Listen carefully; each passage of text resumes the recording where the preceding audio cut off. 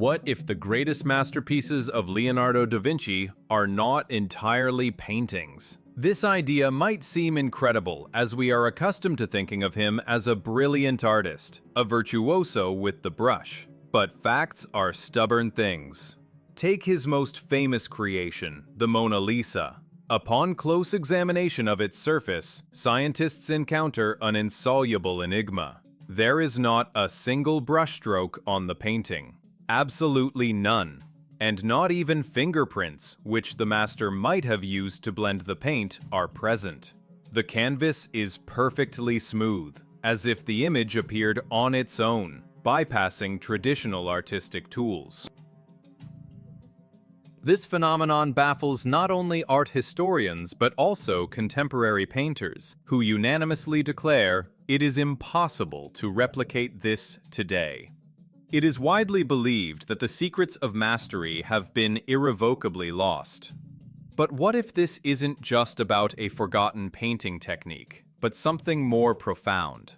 About a technology that simply does not fit into our understanding of the Renaissance era. How exactly was this painting created? The search for an answer to this question leads us deep into the history of art, where behind genius lies a mystery capable of changing our view of the past. This incredible story began not in a dark laboratory or a dusty archive, but in the studio of a contemporary artist who looked at the past with fresh, unbiased eyes. British painter David Hockney, a man who knows the painting process firsthand, once closely examined the drawings of Jean-Auguste Dominique Ingres, a 19th century master. What struck him was not just the beauty of the lines, but their almost inhuman precision. The proportions were flawless, the perspective perfect. This was not merely a brilliant sketch, but something bordering on photographic fidelity. In Hockney's mind, familiar with modern techniques, an analogy immediately sprang forth: the works of Andy Warhol. Warhol made no secret that he often used a projector. He would simply project a photograph onto a canvas and trace its contours. This allowed for speed, and that very documentary accuracy that so impressed Hockney in Ingres's works. He delved deeper and discovered that in Ingres' time there existed a simple yet ingenious optical instrument: the camera lucida. This was not a camera in the modern sense. The device consisted of a small prism on a stand, which the artist would position over their sheet of paper. Looking through the prism with one eye, they would simultaneously see both the model in front of them and the tip of their pencil on the paper. The image of the model seemed to be superimposed on the canvas, and the artist merely had to carefully trace the visible contours. This instrument allowed for the easy solution of a complex task, transferring the three-dimensional world onto a two-dimensional plane while preserving all proportions.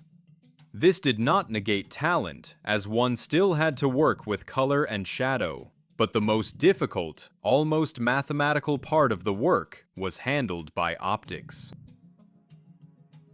This realization became a key for Hockney to unlock a much larger mystery. If a 19th century artist used such tricks, couldn't masters of the past have resorted to something similar? This question prompted him to embark on a true investigation, journeying back several centuries into the heart of the Renaissance. And here, a stunning discovery awaited him. He noticed that around the beginning of the 15th century, there was a sharp, almost explosive leap in realism in European painting.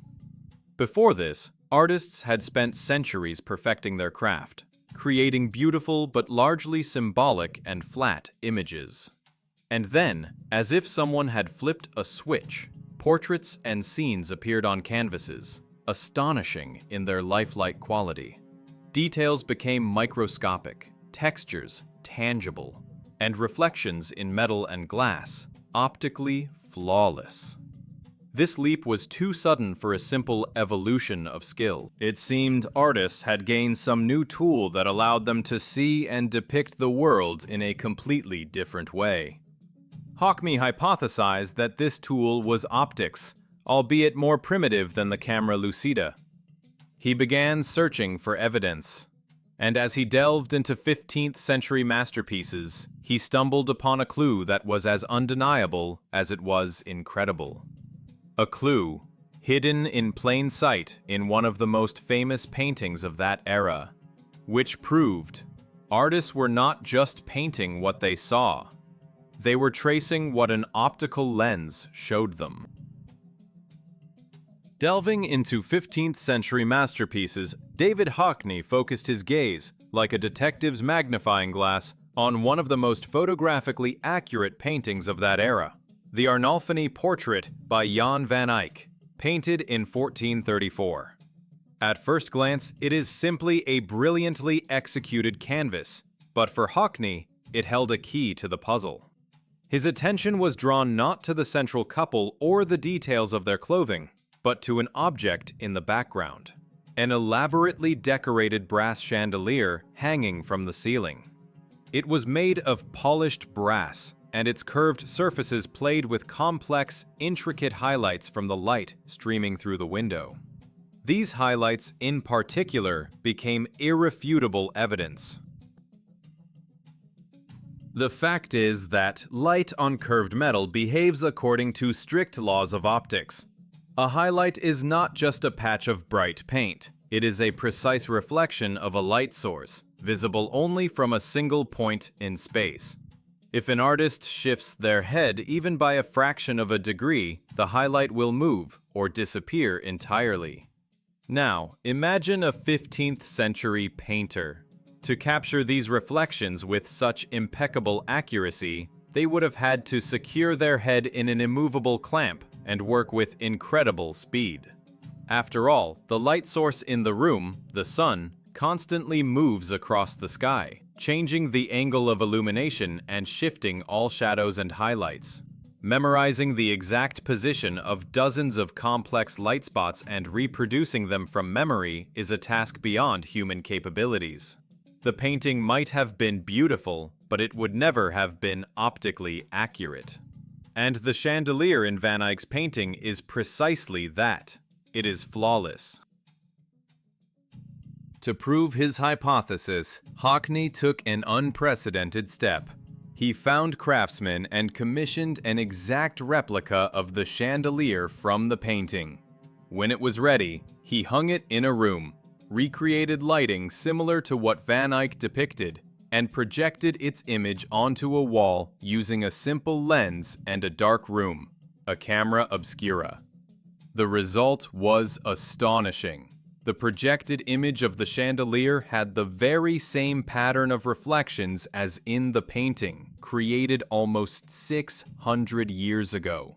This was undeniable proof. Van Eyck did not paint the chandelier by looking at it with his eye. He most likely traced its optical projection. Armed with this key, Hockney and his followers began to notice other oddities in paintings of that era that were easily explained by the imperfections of early optics. For example, the phenomenon of ubiquitous left-handedness. When using a simple projection device based on a single mirror or lens, the image is horizontally flipped.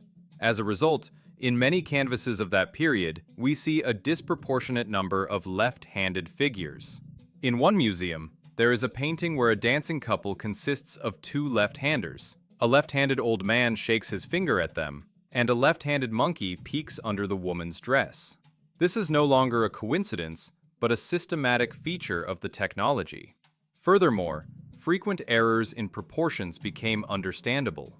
Early lenses had a very narrow depth of field, meaning only one part of a scene could be in focus. To achieve sharpness throughout the image, the artist had to move the canvas or the lens, focusing alternately on the face, hands, or feet. Such stitching of individual fragments inevitably led to distortions. This explains the enormous shoulder in Parmigianino's portrait of Antea, or the disproportionately large feet of the peasant in Georges de Latour's painting. What was once considered artistic vision or mannerism turned out to be a side effect of technology. Thus, the puzzles seem to be falling into place. The astonishing realism of the Renaissance was born not only from the genius of artists, but also from the alliance of art with optics. Masters used projections to achieve unprecedented accuracy. This theory perfectly explained both the sudden surge in painting quality and its characteristic artifacts. But when researchers applied this new yardstick to the chief genius of that era, Leonardo da Vinci, the entire coherent theory began to break down. Yes, Leonardo also used optics. His famous sfumato effect, a slight blurring of contours, could well have been a consequence of a lens's defocus on secondary objects. However, his works contained a mystery of a different, far deeper level. Optics could explain how the image got onto the canvas, but it was powerless to explain what or how it was applied. Because the technology behind the creation of the Mona Lisa was something more than just tracing a light image. It was something that baffled even modern scientists. The theory of optical projection, proposed by David Hockney, seemed elegant and comprehensive. It explained both the sudden rise of realism in 15th century painting and the strange artifacts like distorted proportions or the pervasive left-handedness of figures. It seemed the secret of the Renaissance masters had been revealed. They were not magicians. They were the first users of advanced optical instruments. But when this universal key was attempted on the work of Leonardo da Vinci, it not only failed to fit, it broke. Leonardo proved to be a puzzle of a completely different magnitude, a phenomenon that could not be explained by a simple camera obscura alone. Yes, at first glance, his signature technique, sfumato, perfectly aligned with optical theory. This famous ethereal haze enveloping figures and softening contours strongly resembles the defocusing effect at the edges of a projected image. It is quite probable that Leonardo, when projecting the main image onto the canvas, consciously left secondary details slightly blurred, thereby achieving incredible depth and atmosphere. He didn't just use technology, he transformed its side effect into high art. However, that's where the similarities end and the realm of the impossible begins. The main challenge Leonardo poses to researchers is the very surface of his paintings. As already mentioned, on the Mona Lisa and many of his other works, there is not the slightest trace of a brushstroke. This needs to be fully understood. It's not about strokes being very small or expertly blended. They are simply not there. The paint layer is absolutely smooth. The transitions in tones so seamless and imperceptible that they appear unmanufactured. Modern artists, with all the achievements of the chemical industry and centuries of accumulated experience, cannot reproduce this effect. A well-known art historian, speaking on television, made a striking admission. The secrets of Leonardo's mastery are lost beyond recovery. Not just forgotten, but truly lost. Like a key to a lock that can no longer be accessed. And when a reasonable question about forgeries was posed from the audience, she clarified that forgers most often only counterfeit signatures on works by less famous artists of the same era and similar skill level. Masterpieces like the Mona Lisa themselves are not forged because it is technically impossible. They are not understood, and therefore cannot be replicated. And here we arrive at the central question. What exactly is this secret? If it were simply about a particular way of holding a brush, the composition of a varnish, or a unique recipe for mixing paints, surely over 500 years someone would have deciphered it. We live in an age where materials science can analyze the composition of substances down to the atom. We can recreate any pigment mixture, any type of canvas. But Leonardo's mystery eludes us. This suggests that the issue is not in the nuances of painting technique. The issue is that the process itself was fundamentally different. To attribute it solely to Leonardo's genius is to oversimplify the problem. Genius allows for perfection within existing technologies. It does not allow for the breaking of physical laws. And the smooth surface of the Mona Lisa, devoid of tool marks, appears precisely to violate the basic properties of paint applied with a brush. Thus, art history had reached an impasse. Hockney's optical theory explained realism, but it was powerless before the mystery of the perfectly smooth surface. Traditional explanations involving mastery and lost secrets failed to stand up to scrutiny, as they could not explain why these secrets defy modern scientific deciphering. It became clear that the answer had to be sought not on the painting's surface, but within it. To understand how it was done, one needed to look beneath the paint layer and discover what it was made of. And so, physicists, armed with technologies unimaginable in Leonardo's time, came to the aid of art historians. A powerful X-ray beam was directed at the canvas, revealing its structure layer by layer. What scientists discovered was not just surprising, it shattered all existing notions of Renaissance technological capabilities.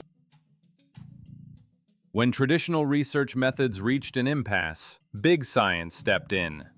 A team of scientists from the French Center for Research and Restoration of Museums and the European Synchrotron Radiation Facility decided to apply one of the most advanced non-destructive analysis methods, X-ray fluorescence spectroscopy, to unravel Leonardo's mystery. Simply put, they directed an extremely fine and powerful X-ray beam at the canvas, allowing them, without taking a single sample or harming the masterpiece, to look inside the paint layer and determine its precise chemical composition and structure. The results of this study, published in a reputable scientific journal, were not just sensational, they were shocking. They elevated Leonardo's enigma to an entirely new technological level that seemed utterly impossible for the 16th century. Firstly, it was discovered that the famous sfumato effect and smooth tonal transitions were achieved by Leonardo through the application of numerous translucent layers of paint, or glaze. But what was striking was not the number of layers themselves, but their thickness. Each individual layer was only 2 microns thick. To grasp how minuscule this is, consider that a human hair is 50 times thicker. In some areas of the painting, the total thickness of all superimposed layers reached 55 microns. A simple calculation shows that to achieve this effect, the master must have applied 20 to 30 layers, each unique in shape and color, one over the other. But even this was not the most significant discovery. The real blow to traditional notions of past technologies came from the analysis of the pigments themselves. Scientists reported that the particles of the minerals that made up the paint were so minuscule that their size could not be measured by conventional means. This meant their magnitude was smaller than those very 2 microns, which corresponded to the thickness of a single layer. To comprehend the utter incredibility of this fact, one must compare it with the current level of technology. The finest powdered substance we encounter in everyday life is talc, used in baby powder. Its particle size ranges from 2 to 10 microns. That is, even the finest talc is larger than the pigments in Leonardo's paints. Now, let's look at the modern production of artists' paints. Pigments for these are obtained by industrial grinding of minerals in special mills. The standard particle size in high-quality oil or acrylic paints today ranges from 15 to 55 microns. This means that the current mass technological level allows for the application of a single paint layer about 30 microns thick, 15 times thicker than Leonardo's. The paint on your car, applied in several layers, has a total coating thickness of 80 to 100 microns. Pigment particles smaller than 2 microns are now called not powders, but micro-powders. And this is the domain of high technology: micro-polishing optics, scientific research, nanotechnology. There is only one field where pigments of this caliber are used: modern typography. But even there, particles of such a size are not obtained by mechanical grinding. They are grown through complex chemical processes, crystallized in specific environments directly as microscopic needles or platelets.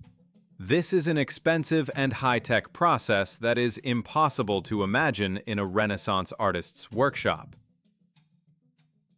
And here we encounter a fundamental contradiction. The official version states that Leonardo, like all artists of his time, prepared his own paints by grinding minerals in an ordinary stone mortar with a pestle. But how, using this primitive tool, could he achieve of pulverization surpassing modern industrial mills and accessible only to advanced chemical plants? Skeptics might argue, well, he was a genius, he just ground more diligently. But this argument collapses in the face of simple physiology. Modern pharmacy techniques, where the grinding of substances is also important, state that the human eye can only distinguish individual particles in a homogeneous powder if their size exceeds 70 microns. As soon as the powder becomes finer, it appears absolutely uniform. The human simply loses the criterion for further work. They could grind in the mortar for another year, but they wouldn't know if the powder had become finer. Thus, to control the grinding process down to 2 microns, Leonardo would have needed eyesight 30 to 40 times sharper than that of an average person. This is no longer genius, it's a genetic anomaly. Therefore, scientific data has presented us with an irrefutable fact. Leonardo da Vinci's paints were created using a technology that simply could not have existed in his time. The official story of a genius with a stone mortar crumbles at the first encounter with physics and mathematics. The main disconcerting question arises: if Leonardo could not have ground minerals to such a fine state, then perhaps he didn't grind them at all? Perhaps he obtained his paints through some entirely different, unknown method. And if so, then the entire technology for creating his paintings was fundamentally different, and we must reevaluate everything we thought we knew about his work. Let's momentarily try to envision the process that, according to the official version, Leonardo da Vinci used. First, employing his genetically modified eyes, capable of seeing nanoparticles, he somehow, inconceivably, ground minerals in a mortar to a micropowder state, a fineness unattainable even by modern industrial mills. Then, he took some fantastic nanobrush that left no traces and applied the first translucent layer of paint, of a single, unique tone. He had to apply this layer flawlessly, only to those areas of the painting where that tone was intended, perfectly regulating its density and transparency. Likely, he had a complex pre-prepared schematic stencil for this, one of 20 or 30 such diagrams. Then he would take paint of another tone and repeat the entire procedure, applying a second uniquely configured layer over the first, again with absolute precision, targeting the correct areas across the vast canvas. And so 20 or even 30 times, layer after layer. Meanwhile, the final result, how all these translucent layers would combine into a single image, he could only envision mentally, in his mind, as computers for modeling did not exist then. Such a sequence of actions requires not just genius, but superhuman abilities. Eyesight surpassing a microscope, a tool that defies the laws of physics, and a brain capable of performing computations at the level of a powerful graphical processing unit. This entire scenario seems so absurd and impossible that one cannot help but wonder. What if we have been following the wrong lead all along? What if we are trying to explain a phenomenon within a paradigm to which it has no relation? Let's cast aside the images imposed upon us and simply look at the dry, undeniable facts we have established. We have four key pieces of evidence. First, the complete absence of brushstrokes and fingerprints. Second, a multi-layered structure consisting of dozens of extremely thin layers. Third, pigments of an impossible fineness for mechanical grinding. And fourth, proven by David Hockney, the active use of optics for projecting the image. Now let's ask ourselves, does a technology exist where all four of these elements are not just present, but are its inherent fundamental basis? Yes, it does. And this technology strikingly resembles modern color printing or early color photography processes. See for yourself. At the heart of any printing lies the decomposition of a complex color image into several basic single-color layers. These layers are then sequentially applied to a substrate. The thickness of each such layer, for instance in quality offset printing, is precisely less than 2 microns. Overlapping each other, these minute layers create a full-color image. And, naturally, in such a process, there are and can be no brushstrokes. Now let's synthesize all the evidence into a coherent and logical hypothesis. What if Leonardo da Vinci was not merely a painter in the conventional sense, but a brilliant technologist who utilized some form of proto-photochemical process? Let's envision this technology. On the canvas or wooden panel, not paint, but a first layer of light-sensitive emulsion. A chemical compound that changes its color under the influence of light is applied. Then, using a camera obscura, the very optics whose use has been proven, an image is projected onto this layer. Light, hitting the emulsion, exposes it, and a single-color image appears on the canvas, similar to how it happens on photographic paper. After this, the process is repeated. A second layer of emulsion, sensitive to a different color spectrum, is applied, and exposure occurs again.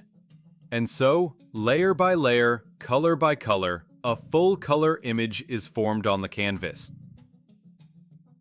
This hypothesis, like a master key, unlocks all the mysteries in one turn. It explains the complete absence of brushstrokes. They shouldn't have been there, as the process was chemical, not mechanical. It explains the presence of dozens of thin layers.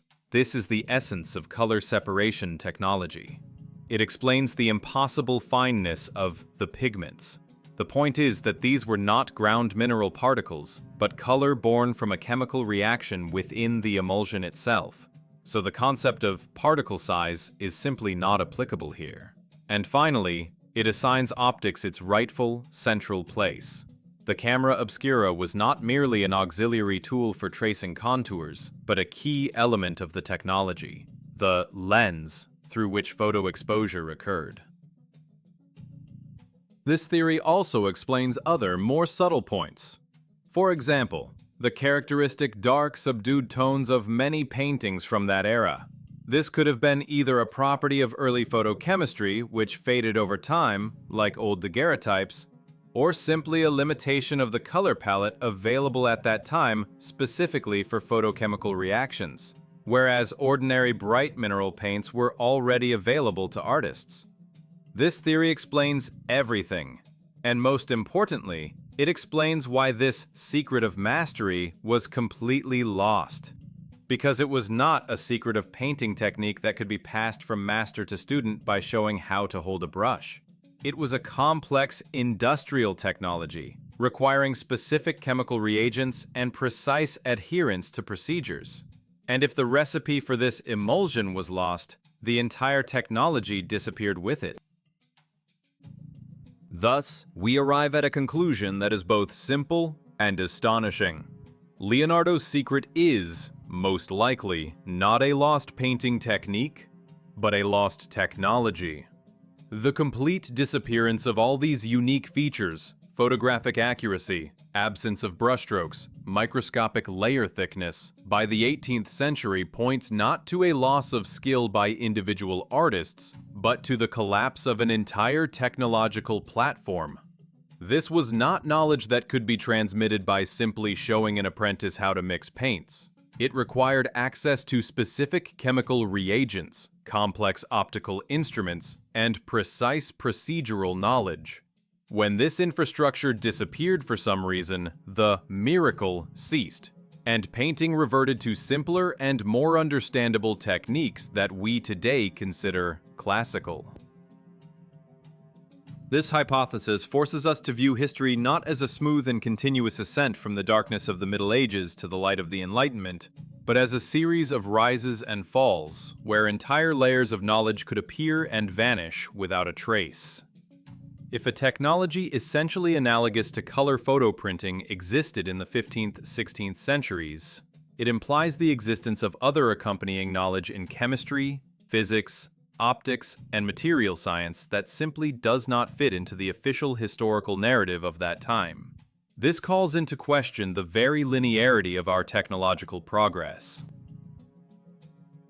And then arises the most important, most unsettling question. What else do we not know about our past?